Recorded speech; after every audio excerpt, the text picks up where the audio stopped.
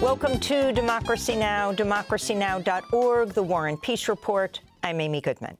In Syria, the leader of the powerful armed opposition group Hayat Tahrir al-Sham, a former al-Qaeda affiliate, has declared opposition forces have taken complete control of the central city of Hama. In an interview with CNN published today, Abu Muhammad al-Jalani said his group's ultimate goal is to overthrow Syria's authoritarian president Bashar al-Assad. Armed groups now control Hama's military airport, and we're seen freeing prisoners from the city's jail. They've since pushed further south, claiming complete and rapid control of the northern suburbs of Homs, Syria's third-largest city. Overnight, thousands of Homs residents fled toward Syria's western coast. On Thursday, Lebanon's Hezbollah movement pledged its support to the embattled Syrian government, which faces one of the largest challenges to Bashar al-Assad's authority in 13 years of bloody civil war. Meanwhile, tens of thousands of Syrians displaced by violence are struggling to survive amidst freezing temperatures. This is Shafiqa Saida, a Yazidi Syrian whose family fled to a camp in northern Syria. We were staying in Al-Shahba. They said the Free Syrian Army would enter the area. We were afraid because there were women with us. We were afraid that they would kidnap them from us. Our baby grandson was born on the third day here. We were sleeping outside. There was no tent or anything. We didn't find anything to eat when we got hungry, and there were no ovens to cook. The baby was born here, and we named him Afrin, after our city. The Kamal Adwan hospital in northern Gaza has again come under intense attack by Israeli forces who stormed the beleaguered hospital, making arrests and ordering others to evacuate. Kamal Adwan's director, Dr. Hussam Abu Safia, also reports many deaths and injuries from Israeli strikes, including 4 medical workers who were killed. Dr. Abu Safia, who himself was severely wounded in an Israeli attack last month, called the situation catastrophic. In southern Gaza, a director of a soup kitchen in Al-Mawasi in Khan Yunis says many families rely solely on 1 meal per day from his operation after the World Central Kitchen paused its Gaza distributions following an Israeli airstrike that killed 3 more of its workers last weekend. Now, the ghost of famine is beginning to appear here in the southern Gaza Strip.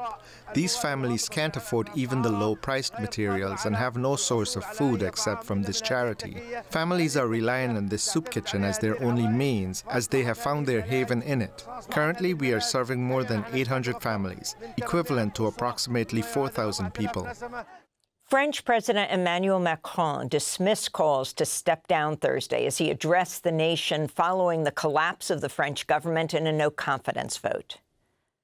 The mandate you democratically gave me is a 5-year mandate, and I will carry it out fully until the end. We cannot allow ourselves to be divided or to do nothing. That's why I will name a prime minister in the coming days.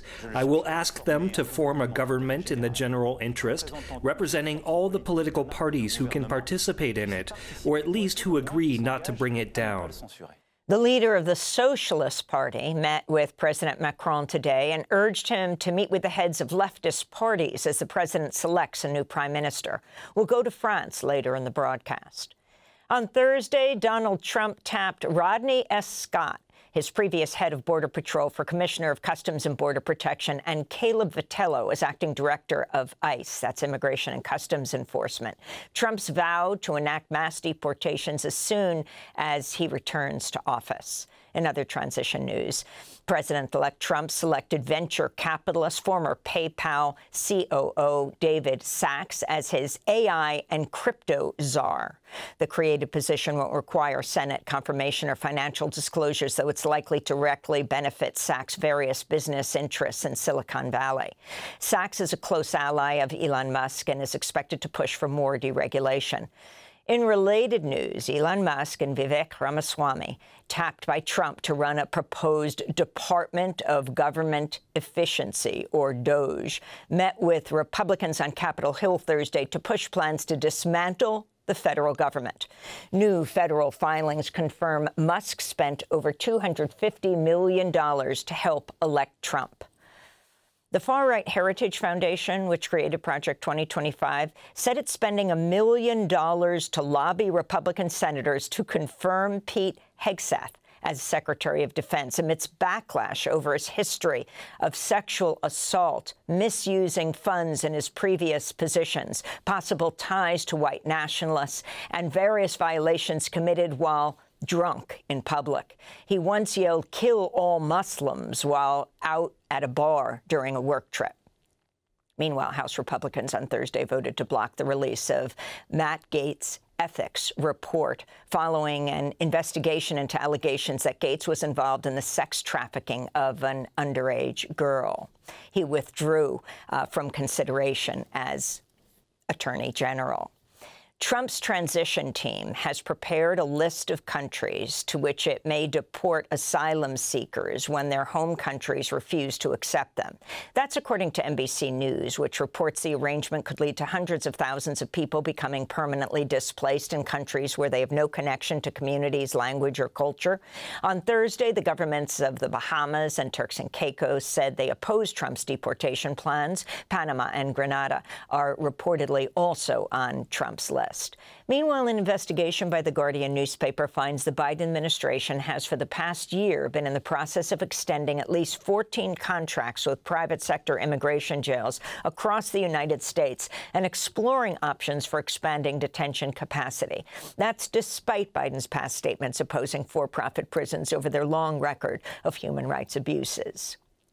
In climate news, a Biden administration official has told the International Court of Justice in The Hague that historical greenhouse gas emissions should not be considered wrongful acts. State Department legal advisor Margaret Taylor made the argument during a landmark climate case brought by low-lying island nations who face an existential crisis caused by wealthier polluting nations.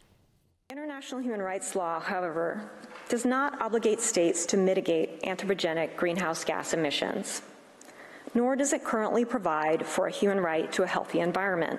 Acts or omissions that preceded the crystallization of international obligations with respect to climate change cannot be internationally wrongful acts. Representatives for China made similar arguments, saying UN climate change negotiations should be the only channel for global climate governance. That prompted sharp criticism from Vanuatu's special envoy for climate change, who also called out the governments of Australia and Saudi Arabia for attempting to shrug off responsibility for historical emissions. In North Carolina, the town of Carrboro has filed a lawsuit against one of the country's largest electric utilities, accusing Duke Energy of contributing to global heating and lying to the public about the climate crisis. It's the first lawsuit of its kind in the United States. Plaintiffs say Duke Energy waged a deception campaign to hide the role of fossil fuels in exacerbating climate change, resulting in delayed action to curb the impacts of greenhouse gas pollution. The suit also alleges Duke continued to operate its coal and gas power plants despite learning about their harms nearly 60 years ago. Carrboro has faced intensifying extreme weather events, including catastrophic flooding. Duke Energy operates 6 power plants in North Carolina and is the third largest source of carbon dioxide in the United States. UN human rights experts are raising alarm over the criminal prosecution of 2 climate activists who were arrested in New York this summer during a series of nonviolent protests demanding an end to financing for the fossil fuel industry. Alex Connon and John Mark Rosendahl were taken into custody during protests against Citibank and criminally charged with assault and criminal contempt. The assault charge was later dropped, and both climate activists then pleaded guilty to the lesser charge of disorderly conduct. Rosendahl, who is a professional cellist, was arrested in August for performing a piece by Bach during a protest. In a victory for environmental activists, Norway's socialist lawmakers have temporarily halted Norway's plans to move forward with deep-sea mining in the Arctic Ocean by agreeing to support the government's 2025 budget in exchange for the pause. In January, Norway's parliament voted to allow deep-sea mining exploration in a swath of its Arctic waters about the size of the United Kingdom, which scientists warned would severely harm vulnerable ecosystems and even drive species to extinction. On Capitol Hill, police arrested over a dozen transgender advocates, including Chelsea Manning, as they staged a bathroom sit-in protest at a congressional restroom near the offices of House Speaker Mike Johnson and Congressmember Nancy Mace.